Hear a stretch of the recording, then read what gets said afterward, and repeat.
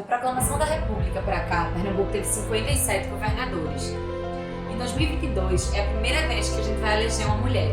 E o que isso significa? Bom, nós temos duas candidatas mulheres, mas que não se identificam como feministas e que também não estão vinculadas a partidos de esquerda. Mas independente disso, é preciso a gente dizer que o fato de termos duas mulheres disputando essas eleições não seria possível sem a luta histórica dos movimentos feministas, tanto no Brasil quanto no mundo.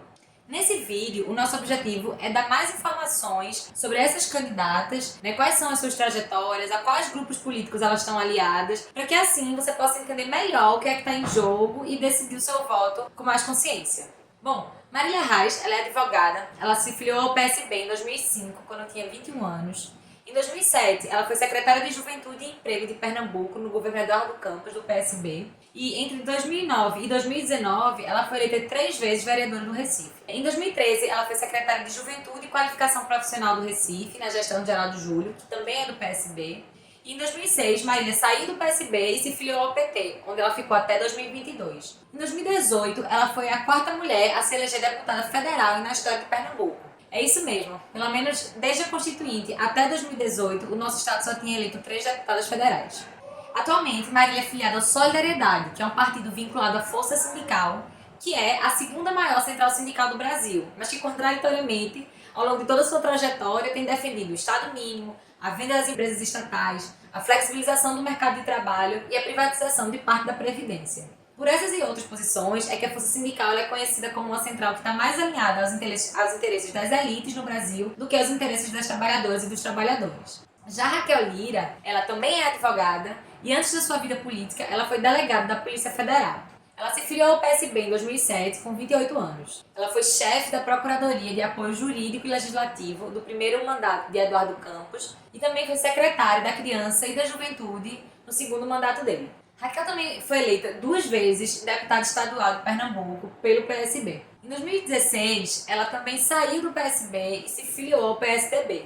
Naquele ano, ela foi eleita a primeira prefeita mulher de Caruaru e reeleita em 2020. Então, como a gente pode ver, entre Raquel e Marília existem várias semelhanças, mas também há diferenças entre elas. E uma dessas diferenças que é importante da gente ressaltar é que Marília está apoiando Lula desde o primeiro turno das eleições de 2022. E no segundo turno, ela é a candidata de Lula aqui em Pernambuco.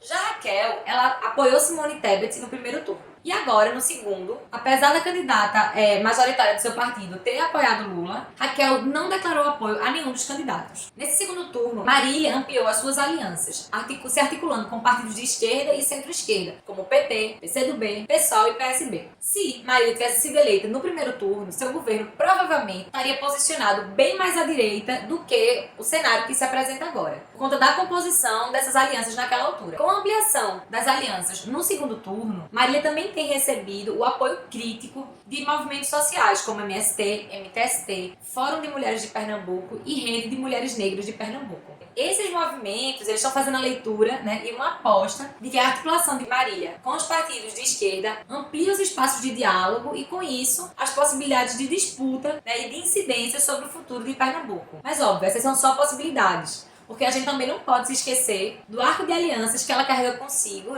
desde o primeiro turno. Inclusive pensando quem é o seu próprio vice. Raquel Lira, por sua vez, no segundo turno, ela se aliou a partidos de direita e de centro-direita, como União Brasil, o PP e o Podemos. O que é importante a gente lembrar sobre esses partidos? O Podemos é o partido do ex-procurador Deltan Dallagnol, e também já foi o partido de Sérgio Moro. O PP, que é o antigo PPB, nasceu de uma das dissidências da Arena, o partido que atuava na ditadura militar.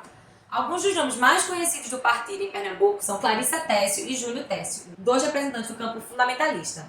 União Brasil foi fundado em 2022 através da junção entre DEM, que é o antigo PFL, que também é um desdobramento da Arena, e do PSL, o partido pelo qual Bolsonaro se elegeu presidente em 2018. União Brasil é também o atual partido de Sérgio Moro. Em Pernambuco, o candidato a governo do estado do União Brasil foi Miguel Coelho no primeiro turno, mas que agora declarou apoio a Raquel e também a Bolsonaro no segundo turno.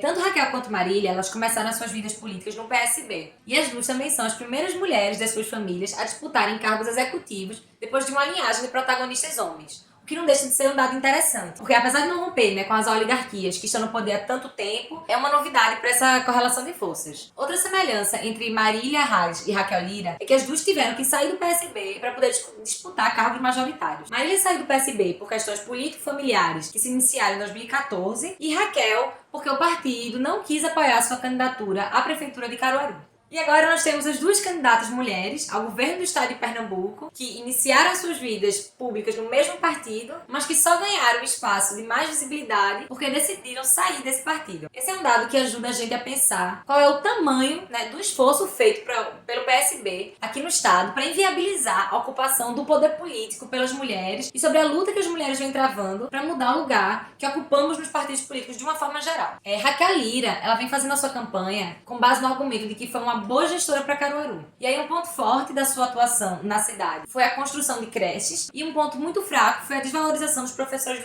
do município, que estão fazendo uma campanha ferrenha contra a candidatura dela. Já Marília, ela vem falando sobre a sua atuação na vida pública, vem pautando isso a partir do seu trabalho na criação da lei de combate à pobreza menstrual, que prevê a distribuição gratuita de absorventes íntimos. E na campanha dela, ela vem colocando o foco no combate, né, que ela tem feito ao bolsonarismo, no alinhamento com Lula, no legado de Miguel Arraes aqui no estado.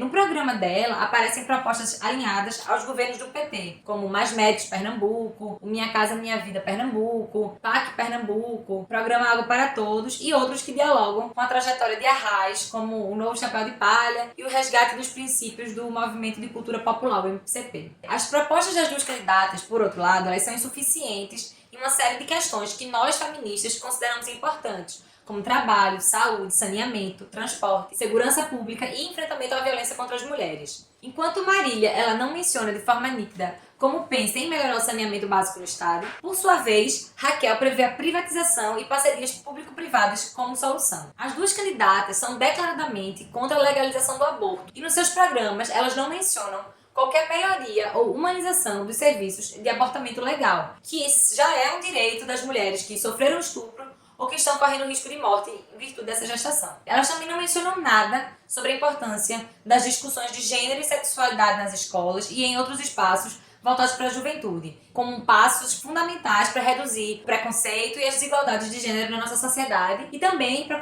combater a violência contra as mulheres e a violência sexual contra crianças e jovens. Por isso, olhar para a composição de forças nesse cenário pode ser um elemento importante na hora da gente fazer a nossa escolha. O cenário desse segundo turno ele não é simples e ele exige que a gente observe a composição dessas alianças que estão sendo feitas, porque vão ser essas alianças que vão impactar diretamente nos rumos do governo e que vão acabar decidindo as possibilidades sobre as nossas próprias vidas. Então esse é o momento para a gente se desconfundir, buscar informação com as companheiras, conversar e colocar na balança os prós e os contras dessas duas candidaturas, porque assim a gente vai definir quem vai ser a primeira mulher governadora de Pernambuco. Esse também é o momento da gente reforçar o papel dos movimentos feministas para colocar as mulheres no centro da vida política e para a gente poder disputar os sentidos disso.